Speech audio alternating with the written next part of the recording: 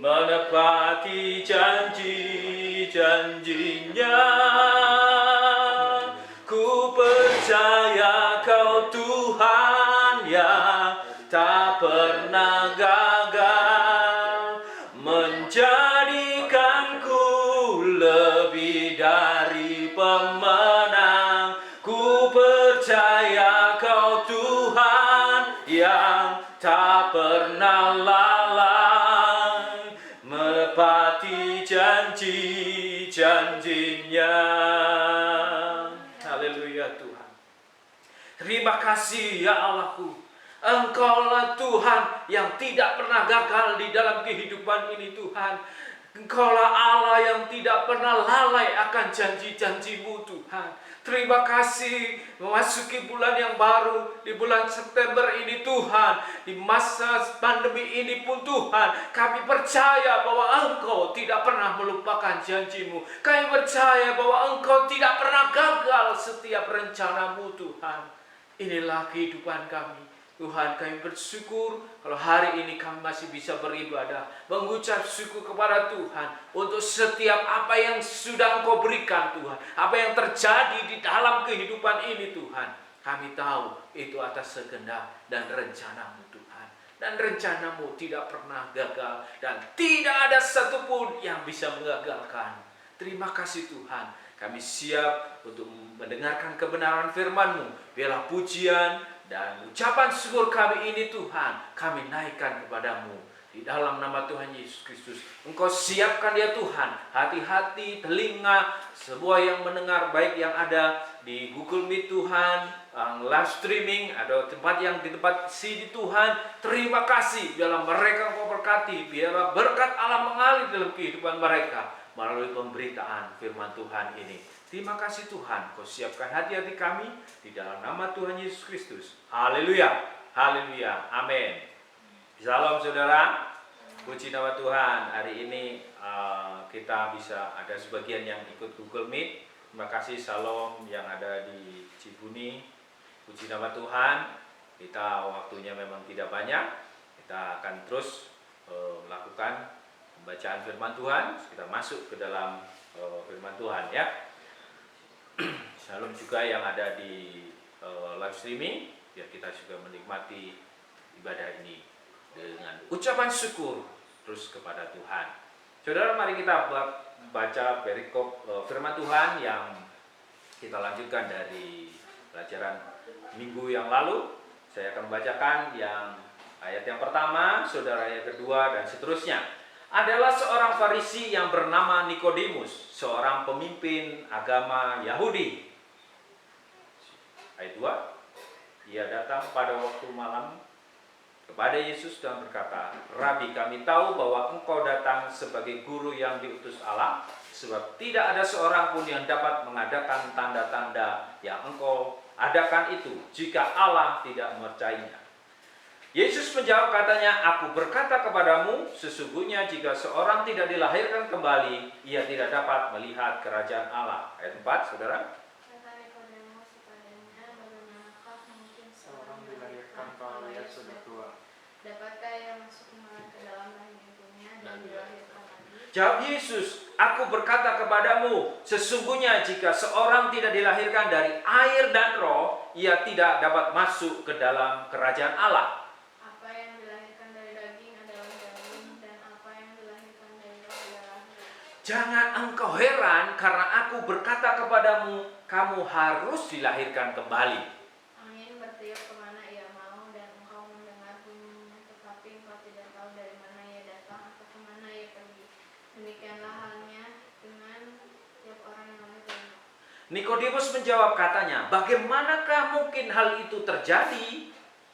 Jawab Yesus, engkau adalah pengajar Israel dan engkau tidak mengerti hal itu. Aku berkata kepadamu, sesungguhnya kami berkata-kata tentang apa yang kami ketahui dan kami bersaksi tentang apa yang kami lihat, tetapi kamu tidak menerima kesaksian kami. Kamu tidak percaya waktu aku berkata-kata dengan kamu tentang hal-hal duniawi. Bagaimana kamu akan percaya kalau aku berkata-kata dengan kamu tentang hal-hal surgawi? Tidak tidak ada seorang pun yang telah naik ke surga selain daripada Dia yang telah turun dari surga, yaitu Anak Manusia.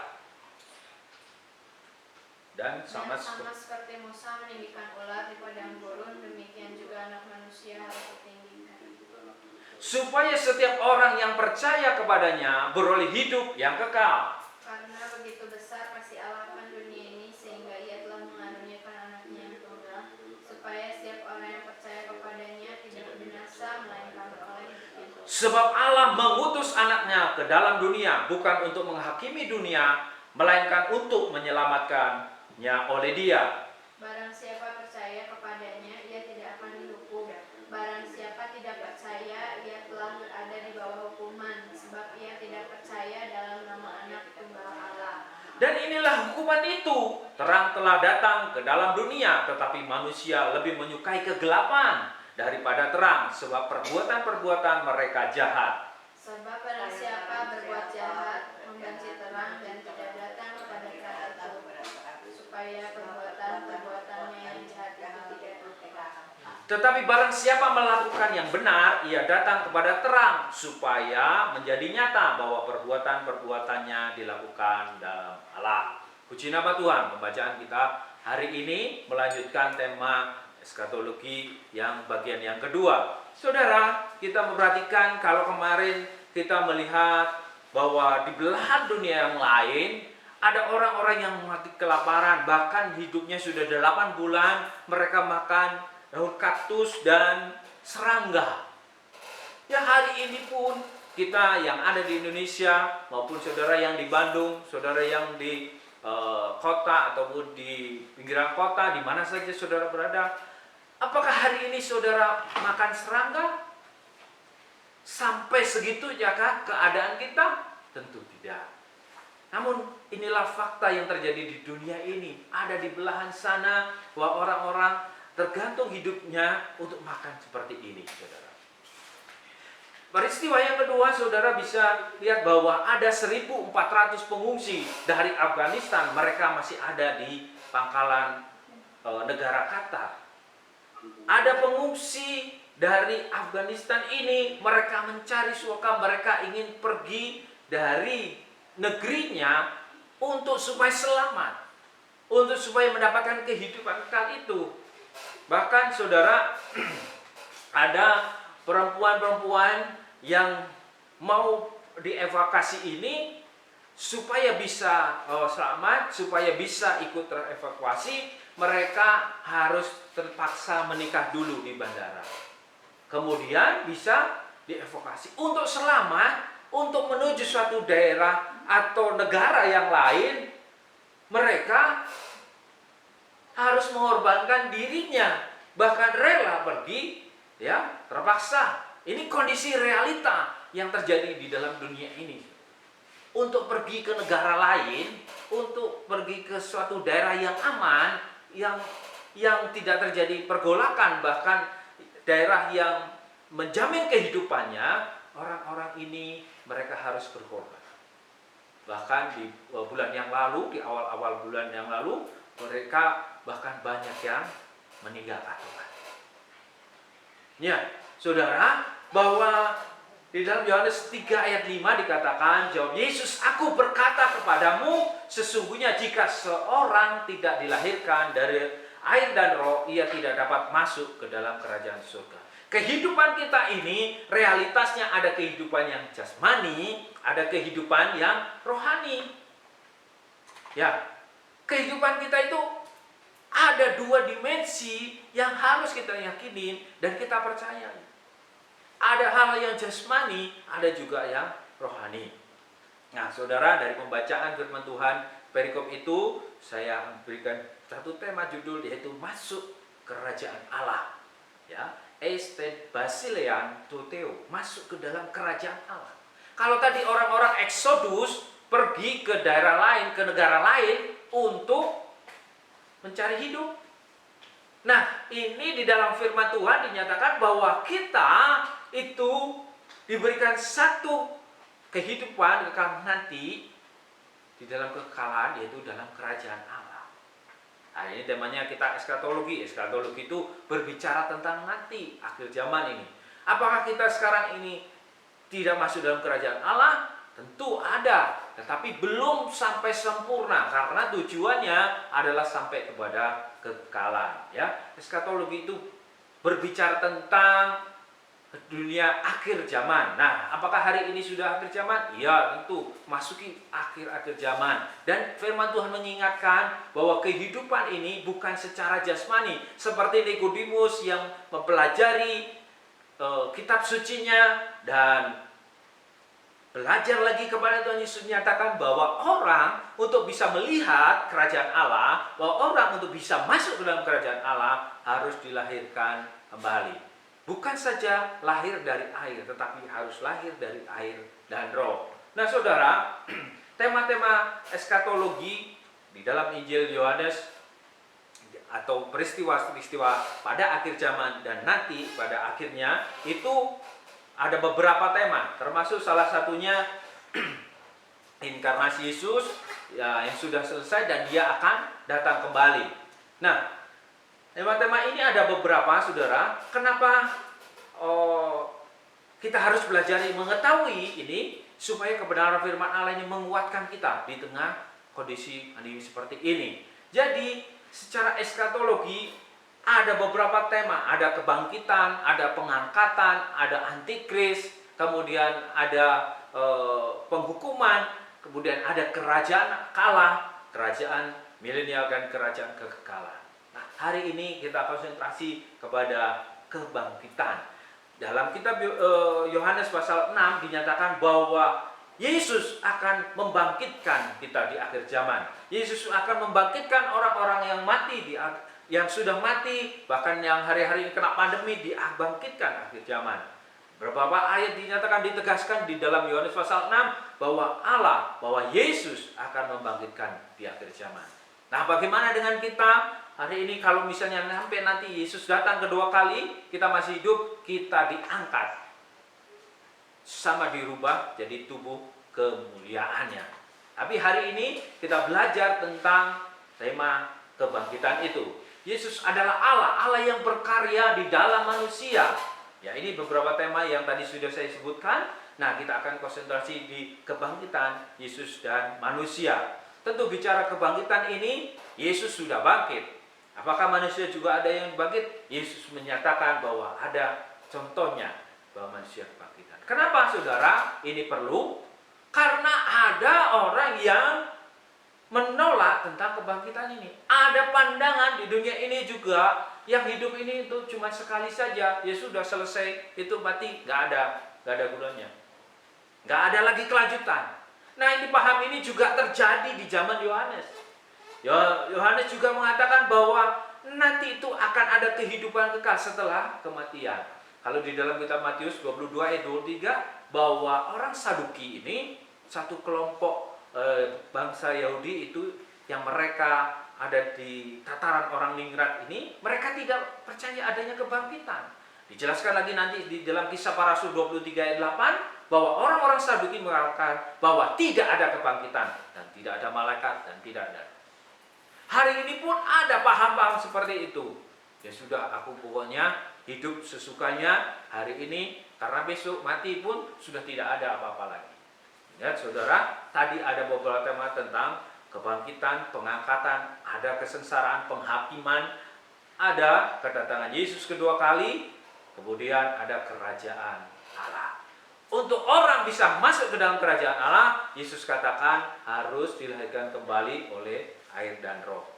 Yaitu orang yang percaya kepada Yesus, dia sudah dilahirkan dari air dan roh. Air itu secara jasmani, roh secara spirit. Dikatakan ayat setelahnya bahwa yang lahir dari daging adalah daging, yang lahir dari roh adalah roh. Kehidupan kita, saya sudah katakan tadi, ada yang jasmani, ada yang rohani.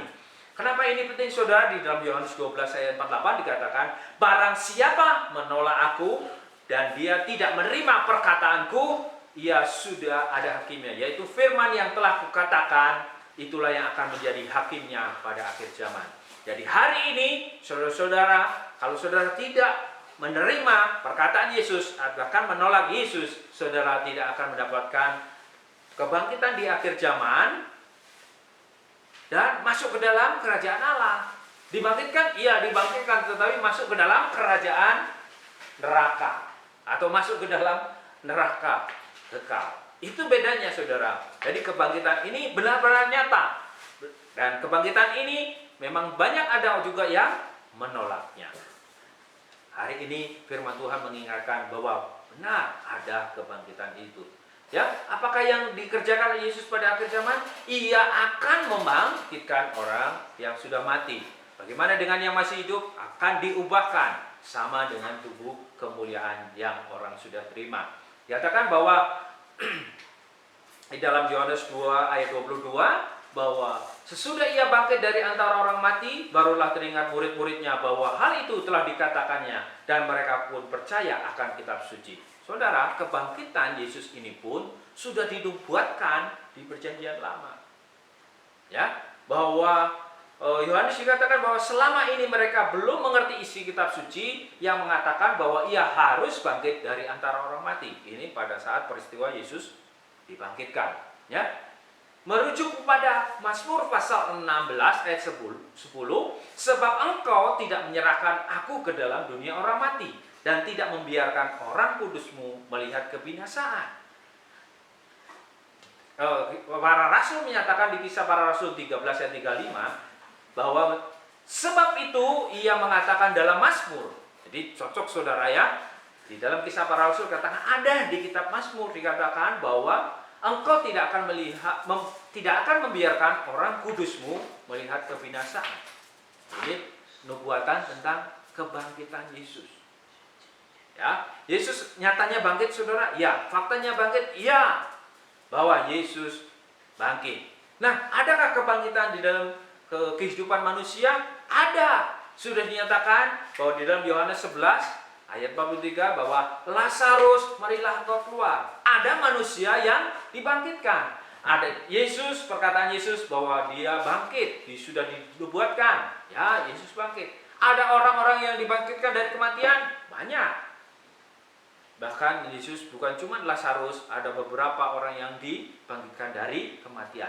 Jadi kebangkitan itu adalah suatu realita di dalam kehidupan setiap manusia. Kebangkitan dari kematian itu adalah kebenaran firman Allah dan fakta yang harus diterima. Jika hari ini saudara, ada saudara-saudara, kerabat, keluarga yang sudah meninggalkan kita dahulu, terlebih sudah meninggalkan dunia ini, tentu kita percaya kalau dia percaya Yesus, dia percaya perkataannya, pasti dia akan dibangkitkan. Ya, bahwa kebangkitan, tema eskatologi kebangkitan ini harus kita percayai. Dan jadi kalau kita percaya, kehidupan kita ini akan satu punya pengharapan. Di dalam kondisi susah, di dalam kondisi terjepit pun ada pengharapan. Jika sampai meninggal, kita mati di dunia ini secara jasmani, kita akan dibangkitkan. Ya, demikian juga ada banyak orang yang menolak, termasuk orang-orang Yahudi ini. Bahkan si Lazarus ini juga yang bangkit harus dimatiin lagi. Karena ini membuat orang-orang yang tadinya tidak percaya ada kebangkitan dibuktikan secara real, secara nyata, secara fakta sejarahnya bahwa ada manusia yang dibangkitkan. Makanya ini ingin dihapuskan supaya tidak ada buktinya. Tidak ada yang bisa nolak, saudara. Bahkan di situ sejumlah orang, sejumlah orang-orang Yahudi menyaksikan Lazarus dibangkitkan. Inilah fakta kebangkitan secara eskatologi. Kita menantikan itu jika kita tidak sampai mati atau meninggal secara jasmani. Itu yang harus kita percayai. Karena apa? Firman Tuhan yang menyatakan. Dan Yesus sudah menyatakannya melalui kebangkitannya dan kebangkitan orang-orang yang dibangkitkan oleh Yesus. Buktinya mana Yesus bangkit? Di dalam Yohanes 20 ayat 17 ayat 8, dia bertemu dengan Maria dan murid-muridnya. Bahkan di Yohanes 21 ayat 14 menampakkan diri ketiga kalinya. Ya, Yohanes juga memakai angka 7 dan 3 untuk menyampaikan kabar Injilnya. Ya, sampai 3 kali menyatakan bahwa kalau di dalam Yahudi sana fakta dari 2 saksi itu sudah cukup. Ini sampai 3 kali saudara, bahkan 4 kali dengan Maria itu sendiri. Ya inilah fakta kebangkitan secara nyata di dalam kehidupan kita yang sudah dilakukan Yesus 2000 tahun yang lalu dan akan dilakukan kembali. Dari firman Tuhan ini berlaku secara eskatologis sampai kehidupan nanti. Kalau firman Tuhan di kitab Yohanes ini kan sudah terjadi saudara, sudah awal-awal abad tahun ini, di abad pertama. Kalau ini tidak berlaku secara eskatologis, untuk kita hari ini sia-sia saudara. Karena apa? Ya sudah terjadi, sudah beres.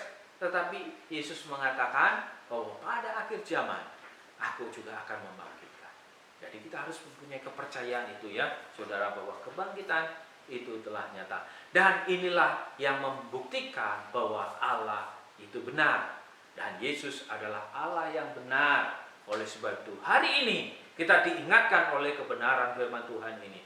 Kalau ada orang-orang di luar sana bahwa mereka untuk mendapatkan surga, untuk mendapatkan kehidupan yang layak di dunia ini pun mereka harus rela pergi, ya, meninggalkan negaranya untuk masuk ke negara yang aman, untuk masuk mendapatkan kehidupan supaya dia tidak mati di negaranya.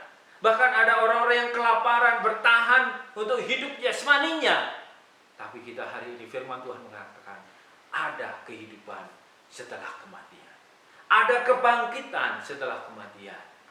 Nah itulah harus menguatkan kita, menguatkan iman kita di situasi kondisi yang susah pun ini. Ingat saudara, kondisi fakta dunia hari ini. Ada orang yang sudah sampai ke bulan. Mereka memakai seluruh sources daya upaya begitu banyak sampai 500 miliar minimal ya saudara, mereka pergi ke angkasa sana. Tetapi ada di dunia lain mereka untuk bertahan hidupnya harus makan serangga. Ada di dunia lain mereka juga hidupnya tidak tenang secara jasmani, mereka diancam satu ketakutan, teror, kematian. Mereka berusaha untuk pergi ke negara atau ke tempat yang lebih aman. Hari ini firman Tuhan menyatakan bahwa kita ada satu tempat yang disediakan oleh Allah, yaitu kerajaan Allah. Inilah yang menjadi kekuatan kita. Hari ini pun ingat saudara, punya tempat di dalam kerajaan Allah. Kalau kita sampai meninggal mati secara jasmani, ingat kita punya satu proses kebangkitan di dalam Kristus. Kristus sudah menjadi teladannya, Yesus sudah menyatakannya, Yesus juga sudah melakukannya. Dan dia akan terus melakukannya sampai kepada akhir zaman. Puji nama Tuhan, inilah kebenaran firman Tuhan yang kita bisa sampaikan. Hari ini saudara tetap percaya, hari ini saudara tetap mempunyai pengharapan bahwa di dalam kehidupan kita ini ada aspek yang jasmani, ada aspek yang rohani. Bahwa kita mempunyai rumah di dunia ini, tempat di dunia ini, kita juga mempunyai kerajaan Allah. Saudara jangan sampai meninggalkan yang binasa yang sia-sia ini, kita tidak mendapatkan kehidupan yang kekal. Tapi biarlah kehidupan yang kekal itu kita punya. Saudara-saudara, hari ini saya mengundang dimanapun saudara yang belum menerima Yesus Kristus sebagai Tuhan dan Juru Selamatnya. Karena Yesus katakan bahwa Yesuslah yang akan membaptis dengan roh. Hari ini pun dia sudah memberikan rohnya itu. Percaya bahwa Yesus Kristus sang kebangkitan dan hidup. Akulah kebangkitan dan hidup. Sekalipun kau mati, engkau akan hidup. Puji nama Tuhan. Terima kasih ya Tuhan. Inilah kebenaran firman-Mu yang bisa kami hamba-Mu sampaikan. Biarlah kuasa Allah, Roh Kudus bekerja masing-masing di dalam hati mereka. Bahwa mereka mempunyai pandangan eskatologi ke depan. Mereka mempercayai, punya pengharapan. Ada kerajaan Allah, ada tempat tinggal di dalam kekekalan nanti. Terima kasih Tuhan, biar ini menjadi kekuatan dan iman yang teguh bahwa benar-benar menerima Yesus mempunyai kehidupan yang kekal dan akan tinggal di dalam kerajaan-Nya. Terima kasih Tuhan Yesus, hari ini biarlah berkat-Mu menyertai mereka. Berkati semua yang hadir di tempat ini, bahkan di Google Meet Tuhan, Engkau juga berkati, dan yang menikmati live streaming Engkau berkati. Berkat daripada Allah Bapa, kasih setia daripada Yesus Kristus, dan penyertaan daripada Roh Kudus dari hari ini sampai selama-lamanya. Kau berkati hari ini juga ya Tuhan, biar Engkau Hadapkan wajah-Mu, menyinari dengan kemuliaan-Mu Tuhan. Berkati mereka. Hari ini yang ada yang sakit, Tuhan kami berdoa di dalam nama Yesus, Engkau berikan kesembuhan. Hari ini yang lemah, Engkau kuatkan Tuhan. Hari ini yang khawatir, Engkau berikan damai sejahtera Tuhan. Kalau hari ini mengalami kesusahan, Engkau hiburkan Tuhan. Karena kami percaya di dalam Engkau ada kehidupan kekal. Di dalam nama Tuhan Yesus Kristus. Haleluya. Amin.